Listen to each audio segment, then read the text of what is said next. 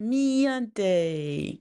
For this Thursday episode, I just wanted to tell you a story. It happens in a European capital. I'm not going to tell you which country, but you probably will be able to guess. So, the police gets a phone call. The police gets a phone call. It's a child. Well, a teenager, a little girl. She's about 13. She calls and she tells them that she's calling because her mother, her adopted mother, is not treating her well. She's being abusive, and that she just wants the police to intervene. The police is very embarrassed. They don't know what to do because the call comes from a wealthy neighborhood. So it's obvious that the family must be wealthy too. But because the accusation, because what the little girl, what the teenage girl, 13, 12, is saying sounds very, very serious. So they say to the little girl, okay, we're gonna talk with social services and see what the next step is. So they talk with social services and they decide to intervene. When they get to the little girl, they realize that she's black, she's African, and seeing where she lives, they immediately understand that this is going to be very, very tough because her family, her adoptive mother, is the wife of high official of an African country. But nevertheless, given what the little girl is saying, they decide to take her out of there. They decide to take her out of there to basically say, we can't let this little girl in that family, even though it's a wealthy neighborhood, given what she's saying. Given what she's saying. Her accusations are very um, banal, but they are very, very grave. You know, she's accusing her adoptive mother of being very abusive. The details here are not important, but you can imagine all type of stuff: beatings, starvings, all type of things that you usually hear in those cases. There's no sexual allegation. She doesn't go that far. So the adoptive mother, being the wife of a high official in an African country, the first priority becomes we have to do everything that we can so that the story is not publicized. We need to deal with this very, very, very quickly. The main concern here, me and they, becomes to avoid publicity. So the adoptive mother calls the family of the little girl so they can put pressure on her to basically recant, to say that she made it up, to say that what she said isn't true. She does her part. She goes see the little girl, they do all, you can imagine, you know, they talk, she gets calls. She even, when the police and social services allow her to see her, she talks to her in their dialect, saying, if you say that what you told them isn't true, we're gonna do this, we're gonna do that. So all types of promises having everything to do with money, with comfort. You can imagine. It's a wealthy family. Even, her real family, her extended family in Africa are calling her saying, you can't do that. This is your mother. She took you in when you were very, very young, etc., etc. You can't do that. If you're doing that, you're going to destroy the family. It's going to be bad. So this 12-year-old gets all type of pressure saying, we don't do that. It's dirty laundry. The question is never really, is she telling the truth or not? Because here the truth doesn't matter. What matters is what she's doing to the family, is the noise, is the threat of publicity. Whether or not she has been abused is not important to nobody, maybe except to the social services and to the police. Maybe except to the police. Nobody really wants to know. Nobody from her family, nobody in Africa, nobody, around really wants to know. It's a wealthy family. So now she becomes the child, the disobedient child, the bad child, who can ruin everything for everybody, who can stain the name. People are like calling her and saying, how can you do this? How dare you? Do you know who they are? You know what this can do to them. You know what your accusation can do. The question again, Niente, is never whether this is true or not. And it's obvious that this little girl never really said everything, that there are much worse allegations that she could have made, but that she just said what she could so she could be taken out of there. So the pressure, the village, people, all type of pressure, all type of promises saying, if you come back, you're gonna have a better, you're gonna have a better life. Things are gonna be, better school. There's not gonna be any payback. Just say that you lied, that you made it up, and that you were angry, with your mother, your adoptive mother. And that's what the little girl ended up doing. She recants. And all the pressure from the country, the African country works, and the police have to close the investigation, the social service, to basically understand that even though they have a sense that there's something more going on here, but since the 12-year-old recants, there's nothing that they can do. And in a way, me and they're like, well, Africa. It's an African girl, so we don't understand it. It's too exotic for us. It doesn't smell good. But Africa, money, she's better off than 99% of African kids. So what does it matter if she's being abused a little bit? So the 12-year-old goes back. So Mr. Yante, I wanted to tell you this story. There are thousands of stories like that happening, not just in Europe or, outside of Africa with African families, with the diaspora or everything else, but even with African families where a child speaks, says something that is very, very dark. Let's use an euphemism. Abuse, sexual, physical, emotional, whatever.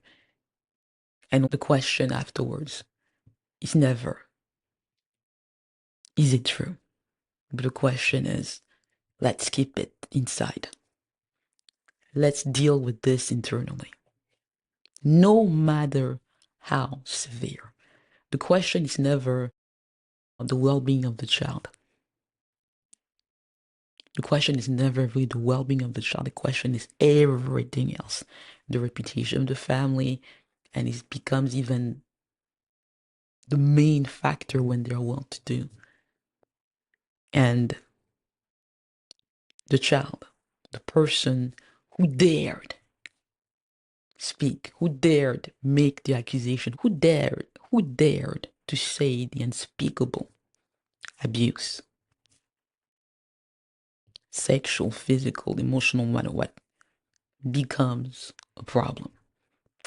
And it's very, very difficult in those type of cases, Miante, to go through with it. Not solely because there is pressure from the African side, the extended family, others. No.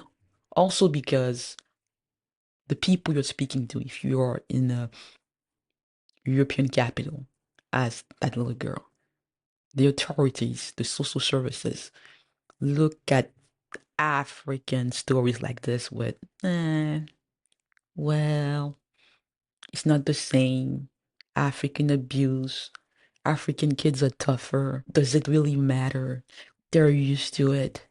Where the growth really come from is the jungle. So can we really look at it with a lot of severity? They're more open to the possibility that it may be acceptable to abuse a 12-year-old when it's an African girl.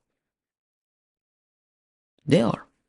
I remember this conversation I had with it was a lunch. It was a business lunch, in Namur, in Belgium, and I was speaking with this, woman. I'm not gonna say her name, but she works for the Belgian government, and she was saying to me, we were having the conversation, and she was saying to me, yeah, but okay, in Belgium, um, 9-year-olds are children. I know it's not the same in Cameroon where they can get married. And I looked at her and I was like, well, can you say it again? And she was like, no, I know that, in Cameroon, as in other countries in Africa, a 9-year-old is considered to be a woman. And I don't mind that. And I looked at her and I said, lady, 9-year-old, 9-year-old girls are children in Africa as they are in Belgium, in Cameroon, or wherever else. By saying that type of shit, and I use that word, merde, you are making it okay.